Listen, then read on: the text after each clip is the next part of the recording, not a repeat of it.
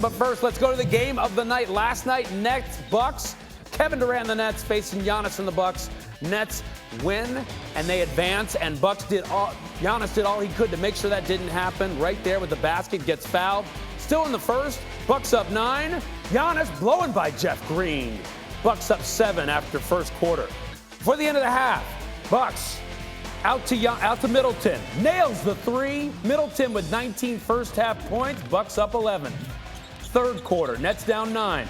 Durant fakes and hits the jumper. Durant had 12 in the third. He was doing his thing. End of the third, Middleton gets it right there and lays it in. Puts it back right at the buzzer. Bucks up 11 heading into the fourth quarter. So now we go to the fourth. Bucks up 12. They're in transition. Giannis driving, making the layup, getting fouled. Doing it with authority. And then under 7 to play. Bucks up 17. Pat Connaughton misses a 3. And guess who's there? Giannis with the slam, throwing it down. Bucks win 104-89 to force a Game 7. Giannis with 30. Chris Middleton with 38. And we bring in PJ Carlesimo to talk a little bit about this game. All right, so PJ, you're on the call tonight for that game, but I want to talk to you about this one. Why did the Bucks win this game? They defended really well, but what they did was they got their offense untracked, Ryan. Their defense fed their offense. They had blocks. They had 12 steals, 6 blocks. They did a really good job defensively. If you watch right here, good penetration by Joe Harris, but Brook Lopez has the answer, the block. But what they did in transition, Giannis didn't settle all night. He took it to the rim. That's an and one there. That's fast break points. They were 26-4 fast break points. PJ Tucker gets a strip there. There's Giannis in the full court again. He gets into the paint. He gets the call, the block charge call. Their offense was created by their defense. Third time in 8 days, Ryan, they held one of the best the number 2 offensive team in the entire league under 100 points. Third time in 8 days. Now, admittedly, all of those games were in Fiserv Forum in Milwaukee. The home court has been so important in this series, but Chris Middleton was the difference for them. Every time it got close, there was never a lead change, but they had a 15, 12-point lead. It got close. They cut it down to 5 in the end of the second quarter. Giannis with the offensive rebound. Chris Middleton, back-to-back threes, took it up to 11 at the half.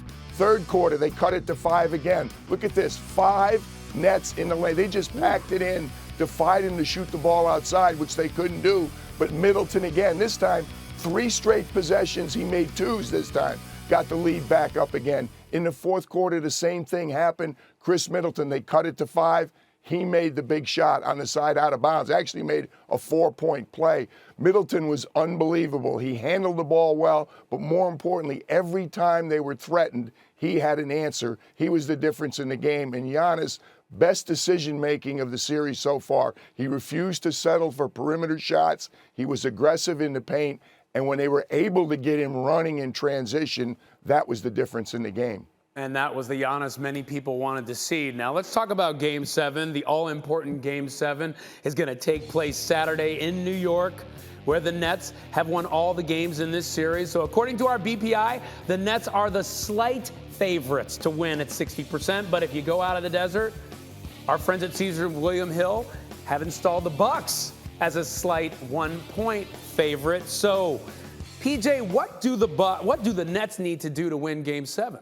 Well, they need to get back to defending. They didn't defend as well last night as they did in the other games. The home court's been important. Not just the 6 games in the series, Ryan. The 3 times they played in the regular season, 9 times these teams have played. The home team has won every time. But the last game, Game 5, everybody forgets KD was so unbelievable, but it was a 1-possession game. I expect James Harden to play. The good news for the Nets last night, James Harden got it going. I mean, Kevin's been great every night. You can't play as well as he played in Game 5 again, but James Harden last night made shots, looked like the James Harden we're used to seeing. I think it's going to come down to the best players. KD and Giannis, are they going to play? Of course they're going to play.